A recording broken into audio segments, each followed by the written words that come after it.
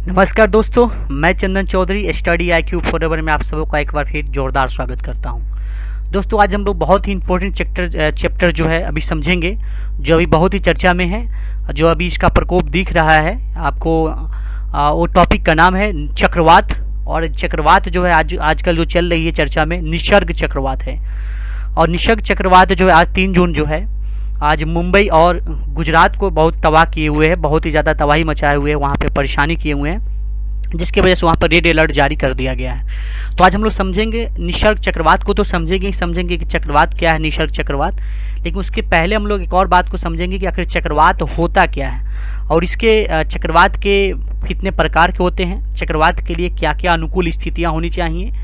अब इन चक्रवात का जो इम्पोर्टेंट सेगमेंट है, जो आपको एग्ज़ाम की दृष्टि से इम्पोर्टेंट है, कॉम्पिटिटिव एग्ज़ाम की दृष्टि से, उन सब सेगमेंट पर हम लोग चर्चा करेंगे। उसको देखेंगे किस तरीके से चक्रवात काम करती है और चक्रवात को एक विस्तृत रूप से देखेंगे। और इस निसर्ग, पहले हम लोग निसर्ग को देख लेते हैं कि निसर्ग जो है किस तरीके से और कहाँ कहाँ अपना प्रॉब्लम क्रिएट किए हुआ है। तो आइए हम लोग आगे बढ़ते हैं और देखते हैं चक्रवात के निसर्ग चक्रवात क्या। तो देखिए दोस्तों, भारत मौसम विज्ञान विभाग जो है, इंडिया मेट्रोलॉजिकल डिपार्टमेंट जो है, IMD जिसका शॉर्ट नेम है, ने आपको महाराष्ट्र और गुजरात में चक्रवात के निसर्ग के बारे में जो है खराब मौसम की चेतावनी जारी करती है। अब आप इसको देखिए कि आपको जो निसर्ग चक्रवात जो है कहाँ कहाँ है, तो 2 जगहों पे, महाराष्ट्र और गुजरात में। और जो महाराष्ट्र और गुजरात का जो जोन है आपको अरब सागर का जोन है, अरब सागर का क्षेत्र है। और आपको ये भारत के मध्य पश्चिमी तटीय क्षेत्र में अवदाब का क्षेत्र का निर्माण हुआ है। तो इसलिए आप इसको महत्वपूर्ण बिंदु यहाँ पे जो इंपॉर्टेंट बातें समझेंगे कि हाल में जो अरब सागर में जो है भारत के मध्य पश्चिमी तटीय क्षेत्र में अवदाब यानी कि डिप्रेशन का क्षेत्र का निर्माण हुआ। और भारत के मौसम विज्ञान विभाग जो है मुंबई के, महाराष्ट्र के मुंबई, ठाणे, पालघर, रायगढ़ जिले में आपको जो समुद्र से सटा हुआ जो इलाके हैं, इनको रेड अलर्ट जारी किया गया है। अब देखिए अभी इसकी वर्तमान स्थिति को देख लीजिए कि आखिर इसकी वर्तमान स्थिति अभी क्या है चक्रवात की। देखिए, IMD ने विक्षोभ के वर्तमान जो अभी डिप्रेशन का जो अवदाब के रूप में वर्गीकृत किया गया है। हालांकि अवदाब की तीव्रता में लगातार वृद्धि हो रही है और लगातार उत्तर तथा उत्तर पश्चिम की ओर आगे बढ़ रहा है। और इसी का परिणाम है कि अभी आप देखेंगे कि वर्तमान में जो है अभी अवदाब का केंद्र अरब सागर में मुंबई तट के 630 किलोमीटर दक्षिण पश्चिम में है। और आप देख रहे हैं कि अभी इन क्षेत्रों में जो है काफ़ी बारिश और तूफान आया हुआ है। और आपको गुजरात में तो कल से ही बारिश हो रही है, 2 जून से ही बारिश हो रही है। अवदाब की देखिए तीव्रता में वृद्धि होने से यह गहन दाब जो है आपको अवदाब जो है इसे आगे चक्रवात में बदलने की संभावना है। और चक्रवात में बदलने के बाद इसे निसर्ग नाम दिया जाएगा। लेकिन अब दिया जा चुका है और इसका नाम अभी दिया जा चुका है निसर्ग। अब आप देखिए, भारत के मौसम विज्ञान विभाग जो द्वारा जो है आपको चक्रवातों को बंगाल की खाड़ी और अरब सागर में बनने वाली निम्न दबाव प्रणाली जो है उनकी नुकसान की क्षमता के आधार पर वर्गीकृत किया गया है। तो अब हम लोग इसकी थोड़ा वर्तमान झलक को देख लिए हैं, अब आगे बढ़ते हैं। अब देखिए, चक्रवातों को जो है तीव्रता के आधार पर जो है इसका वर्गीकरण किया जाता है। अब विक्षोभ का प्रकार क्या है, मतलब विक्षोभ निम्न दाब है, उच्च दाब है, कैसे कैसे है, तो उसके लिए क्या क्या निर्धारण किया जाता है, तो आप कैसे मतलब हम पता करते हैं, तो आगे देखते हैं इसके बारे में।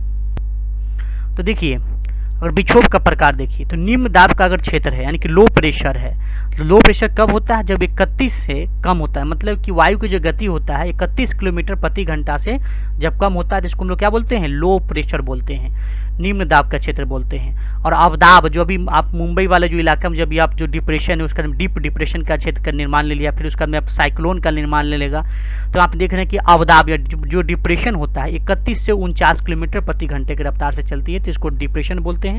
उसके बाद में गहन अवदाब जो 49 से 61 किलोमीटर प्रति घंटे की रफ्तार से चलती है। उसका गंभीर चक्रवाती तूफान जो होता है आपको 88 से 117 किलोमीटर प्रति घंटे की रफ्तार से। सुपर साइक्लोन जो बनता है, सुपर साइक्लोन जो 221 से किलोमीटर प्रति घंटे की रफ्तार से चलती है, जो बहुत ही भयंकर उत्पात मचाती है। अब देखिए, जो हमारा एक संस्था जो भारत मौसम विज्ञान संस्था IMD जो है वो आपको red alert, orange alert, yellow alert, green alert जारी करता है।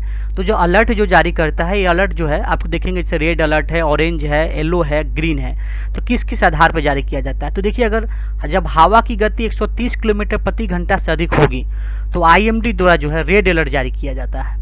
और जब प्रशासन से जरूरी कदम उठाने के लिए भी कहा जाता है। यहाँ ध्यान रख देने योग्य बात यह है कि इस प्रकार की चेतावनी जारी करने का आधार एकमात्र वायु की गति ही नहीं है, मतलब और भी बहुत सारी चीज़ें हैं जिसके आधार पर जो है आप रेड अलर्ट जारी करते हैं। सिर्फ वायु की गति के आधार पर ही नहीं कि 130 किलोमीटर प्रति घंटा की रफ्तार से अगर चल रही है तो आपने रेड अलर्ट जारी कर दिया, नहीं। एक तो मात्रा वो है ही, और भी बहुत सारे कारण हैं। उसका आप देखेंगे ऑरेंज अलर्ट है। ऑरेंज अलर्ट जो है, इस चक्रवात में वायु गति जो है 65 से 75 किलोमीटर प्रति घंटे की रफ्तार से चलती है और 15 से 33 मिली जो होती है तक तीव्र बारिश की संभावना होती है। उसका नाम देखेंगे येलो अलर्ट क्या है। तो येलो अलर्ट में देखेंगे कि मौसम विज्ञान विभाग द्वारा जो है येलो अलर्ट का जो प्रयोग है लोगों को सचेत करने के लिए किया जाता है। हालांकि इस क्षेत्र की आपदा से प्रभावित होने की बहुत संभावना कम होती है। जो येलो अलर्ट का जो जोन होता है वहाँ संभावना की उतनी ज़्यादा आपको प्रॉब्लम उतनी आपको समस्याएं नहीं उत्पन्न होती है। और उसके बाद में देखेंगे ग्रीन अलर्ट जो है। ग्रीन अलर्ट जो होता है मौसम विज्ञान विभाग जब जारी करता है, इस क्षेत्र में आपदा के ऐसे कोई खतरा भी नहीं होती है। तो इस तरीके से हम लोगों ने समझ लिया। अब आगे हम लोग बढ़ते हैं और समझते हैं कि आखिर चक्रवात क्या होता है और चक्रवात कितने प्रकार के होते हैं और चक्रवात कैसे कैसे काम करते हैं और चक्रवात के लिए होने के लिए क्या क्या अनुकूल स्थितियाँ होनी चाहिए, क्या क्या मौसमी अनुकूल स्थितियाँ होनी चाहिए, उसके बारे में हम लोग डिटेल से देखते हैं जो एग्जाम की दृष्टि से जो इंपॉर्टेंट होने वाली है। तो आइए दोस्तों इस चैनल को आप आगे तक देखते रहिए। तो दोस्तों सबसे पहले समझिए कि आखिर चक्रवात क्या होता है। चक्रवात क्या होता है, देखिए चक्रवात जो होता है, चक्रवात में कम वायुमंडलीय दाब के चारों ओर जो होता है गर्म हवाओं की तेज आंधी को कहा जाता है। देखेंगे आप दोनों गोलार्ध जो है, हमारा जो उत्तरी गोलार्ध है, दक्षिणी गोलार्ध है, उसमें आप देखेंगे दोनों गोलार्धों में चक्रवाती तूफान में बहुत अंतर होता है। आप उत्तरी गोलार्ध में देखेंगे चक्रवात जो है घड़ी की सुइयों के विपरीत दिशा में, आप उत्तरी गोलार्ध में जब देखेंगे क्या होता है, चक्रवात जो होता है घड़ी के सुइयों के जो है विपरीत दिशा में, यानी कि काउंटर क्लॉकवाइज। और दक्षिणी गोलार्ध में जो होता है घड़ी की सुइयों के दिशा में चलते हैं, यानी कि उत्तरी गोलार्ध में आप देखेंगे इसे हरिकेन, टाइफून आदि के नाम से जाना जाता है।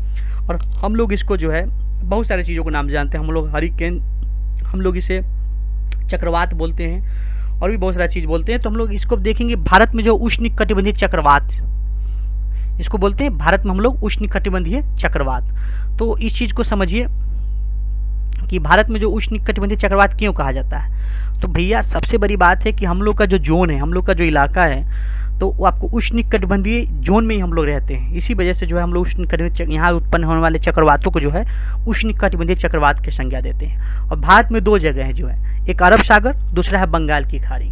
एक अरब सागर, दूसरा बंगाल खाड़ी में आपको सबसे ज़्यादा जो तूफान अगर कहीं आते हैं तो दो जगह, मतलब हम सिर्फ भारत के कंटिनेंट की बात करें तो अगर सबसे ज़्यादा अगर तूफान अगर आते हैं इन दो जगहों में तो कहाँ कहाँ आती है, एक अरब सागर में, एक बंगाल की खाड़ी में। अब जिन्हें उष्णकटिबंधीय चक्रवात हम कहते हैं। अब समझिए कि भारतीय उपमहाद्वीप के आसपास उठने वाले तूफान जो है घड़ी चलने की दिशा में आगे बढ़ते हैं। किस दिशा में आगे बढ़ते हैं? घड़ी चलने की दिशा में आगे बढ़ते हैं। घड़ी चलने की दिशा में आगे बढ़ते हैं, मतलब यहाँ पे अभी आप पीछे जाइए थोड़ा देखिए, मैंने आपको बताया था कि दक्षिणी गोलार्ध में जो होता है आपको जो चक्रवात होते हैं घड़ी की सुइयों की दिशा में चलते हैं। मतलब हम लोग जो है दक्षिणी गोलार्ध में है, जिस वजह से जो है यहाँ पे जो है हम लोग का जो जब तूफान आती है तो घड़ी की सुइयों की दिशा में, यानी कि क्लॉकवाइज ही चलती हैं। अब देखेंगे कि उष्णकटिबंधीय चक्रवात जब उत्पत्ति होती है तब देखेंगे आप इसमें क्या होता है कि नम हवा के ऊपर उठने से गर्मी पैदा होती है। नम हवा जो होता है इसको ऊपर उठने से क्या होता है, गर्मी पैदा होती है, जिसके फलस्वरूप जो होता है हवा में निहित जलवाष्प का संघनन होता है। और एक और बात को समझने की जरूरत है कि जहां आप देखेंगे कि 30 डिग्री उत्तरी और 30 डिग्री दक्षिणी अक्षांशों के मध्य दो जगह, मतलब 30 डिग्री उत्तरी और 30 डिग्री दक्षिणी अक्षांशों के मध्य जो बीच का जो जोन है वहाँ जो है इसके लिए उपयुक्त दशाएं होती है। मतलब इसके लिए बहुत ही इंपॉर्टेंट ये जोन होता है, अच्छा जोन होता है, अच्छा माना जाता है, अनुकूल होता है चक्रवात के लिए, और चक्रवात वहाँ पे उत्पन्न होने की ज़्यादा संभावनाएं होती है। उसके बाद आप देखेंगे इसमें जो जो होता है आप चक्रवात में जो एक चीज़ जो इम्पोर्टेंट है कि तो निम्न दाब का केंद्र और भरी तरी झांझा के साथ आता है और तीव्र हवाओं और घनघोर वर्षा की स्थिति उत्पन्न करता है। मतलब चक्रवात में ये सब जो लक्षण आप दिखाई देगा, जो निम्न दाब केंद्र होगा, तरित झांझाओं के साथ आता है और तीव्र हवाओं और घनघोर वर्षा की स्थिति उत्पन्न भी करता है। उसके बाद आप देखेंगे भूमध्य सागर पर जो है निम्न दाब के बावजूद भी नगण्य कोरियोलिस बल के कारण, मतलब कि कोरियोलिस बल के नहीं होने के कारण जो है पवनें वृत्ताकार रूप में नहीं चलती है। तो इसलिए एक बात बहुत इंपॉर्टेंट होता है कि कोरियोलिस बल के कोरियोलिस बल के कारण जो है पवने जो है वृत्ताकार रूप में मतलब वो चलती है। और आप यहाँ देखेंगे भूमध्य रेखा पर जो है निम्न दाब का तो स्थिति मौजूद है, लेकिन कोरियोलिस बल के नहीं होने के कारण जो है वहाँ पे पवने वृत्ताकार रूप में नहीं चलती है, जिससे चक्रवात नहीं बनते हैं। तो ये भी बहुत इंपॉर्टेंट पॉइंट है एग्जाम की दृष्टि से। उसके बाद आप दोनों गोलार्ध में आप देखेंगे 30 डिग्री अक्षांश के बाद ये पछुआ पवन के प्रभाव में स्थल पर पहुँच कर समाप्त हो जाती है। जैसे ही आप जो भी आप चक्रवात होते हैं, जब आप समुद्र से जब बाहर निकलते हैं या सागर से जब बाहर निकलते हैं, जैसे ही स्थल की ओर जाते हैं तो समाप्त हो जाती है। अब आइए हम लोग देखते हैं कि आखिर जो चक्रवात होते हैं इसके लिए क्या क्या अनुकूल स्थितियां होनी चाहिए तो वहाँ चक्रवात होंगी। तो इस बात को समझने के लिए सबसे बड़ी बात है कि आपको एक चीज़ देखना होगा कि चक्रवात वहाँ स्थिति उत्पन्न होगी जहाँ पे इन सब चीज़ों की स्थिति अनुकूल होने के कारण, मतलब क्या 4-5 चीज़ें जो इम्पोर्टेंट है, जो आपको जानना बहुत ही ज़रूरी है, इसलिए आप देख लीजिए। पहला कि 27 डिग्री सेल्सियस से अधिक का तापमान हो। तापमान कितना होना चाहिए? 27 डिग्री सेल्सियस से अधिक। और कोरियोलिस बल का होना चाहिए, मतलब वहाँ पे कोरियोलिस बल भी होना चाहिए। और ऊर्ध्वाधर वायु करती यानी कि वर्टिकल वाइंड शेयर का भी चिन्ह होना चाहिए। उसके बाद में समुद्री तल तंत्र जो है ऊपरी अपशन आदि इनकी उत्पत्ति और विकास के लिए अनुकूल स्थितियाँ उत्पन्न करती है। तो 4-5 चीज़ें हैं जो आपको चक्रवात के लिए इंपॉर्टेंट होती है, अनुकूल स्थितियाँ होती है। पहला कि 27 डिग्री सेल्सियस तो से अधिक तापमान चाहिए। दूसरा कोरियोलिस बल चाहिए। तीसरा ऊर्ध्वाधर वायु कर्तन वाइंड का जो है, जो आपको वर्टिकल वाइंड जो है उसका चिन्ह होना। उसके बाद में समुद्री तल तंत्र की ऊपरी अपसरण आदि जो है इनकी उत्पत्ति एवं विकास के लिए अनुकूल होनी चाहिए। तो इस तरीके से आप लोगों ने समझा चक्रवात और चक्रवात के बारे में, चक्रवात के लिए अनुकूल स्थितियां क्या क्या होती हैं। अब हम लोग देखते हैं चक्रवात का नामकरण कैसे किया जाता है। देखिए चक्रवात का जो है इसका नामकरण जो किया जाता है, आप हिंद महासागर के 8 देश देखेंगे। हिंद महासागर के 8 देश,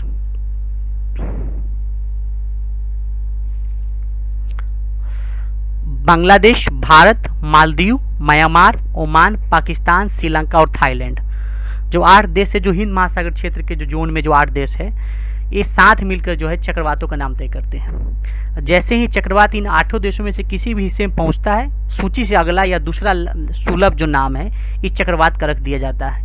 इस प्रक्रिया के चलते तूफान को आसानी से पहचाना जा सकता है और बचाव अभियानों में भी मदद मिलती है, और इस किसी भी नाम का दोहराव भी नहीं किया जाता है। इसीलिए इस चीज़ को आप समझ लीजिए कि इसका नामकरण कैसे किया जाता है। भारत में एक संस्था है जिसका नाम है, आपको जो आपको इस संस्था जो है जो आपको चक्रवातों का नामकरण करती है उसको बोलते हैं क्षेत्रीय विशिष्ट मौसम विज्ञान केंद्र, यानी कि regional specialised meteorological centre RCMC New Delhi में स्थित है। ये आपको जो है भारत में आपको चक्रवातों का नामकरण करती है। और होता यूँ है कि प्रत्येक देश क्या करते हैं, उन देशों के नाम की एक सूची तैयार करते हैं जो उन्हें चक्रवात के नामकरण के लिए उपयुक्त लगते हैं। और शासी निकाय जैसे कि मान लीजिए कि RSMC जो है उसको प्रत्येक देश द्वारा सुझाए गए नामों में से 8 नामों को चुनना होता है और उसके अनुसार 8 सूचियाँ तैयार करता है जिनसे शासी निकाय द्वारा अनुमोदित नाम शामिल होते हैं। इस प्रकार जो है उसमें से एक नाम चुन लिया जाता है और उसके बाद में जो है आपको जो है उसका नामकरण कर दिया जाता है। अब आप देखेंगे वर्ष 2004 में जो है 2004 से जो है चक्रवातों का जो नामकरण के जो हम लोग जो कर रहे हैं भारत में जो कर रहे हैं RSMC के द्वारा ही इसका अनुमोदित किया जा रहा है। अब इसके इतिहास को देखेंगे कि भाई नामकरण जो कब से किया जा रहा है चक्रवात का, तो आप देखेंगे 1900 के मध्य के जो बीच से जो है समुद्री तूफानों का नामकरण करने की शुरुआत तो हो चुकी थी। उसके बाद में कई जगहों पर अलग अलग प्रक्रियाएँ स्टार्ट हुई है और हिंद महासागर के उत्तरी हिंद महासागर के जोन में नामकरण नहीं रखी जाती थी पहले, क्योंकि उन्हें जातिवाद, क्षेत्रवाद, संप्रदायवाद, यहाँ बहुत सारी ऐसी समस्याएं हैं जिस वजह से जो है कोई विवादित हिस्सों से बचने के लिए जो है यहाँ पर हम लोग नाम उसको नहीं डिसाइड करते थे, लेकिन अब हम लोग उसका भी नाम हम लोग रखते हैं। तो इस तरीके से दोस्तों हम लोगों ने समझा निसर्ग तूफान चक्रवात के बारे में, उसका हम चक्रवात क्या होती है, चक्रवात के काम कैसे कैसे होते हैं, चक्रवात किस तरीके से कार्य करती है और चक्रवात होने के लिए क्या क्या स्थितियाँ होनी चाहिए। तो आप लोग को बहुत बहुत धन्यवाद। Thank you.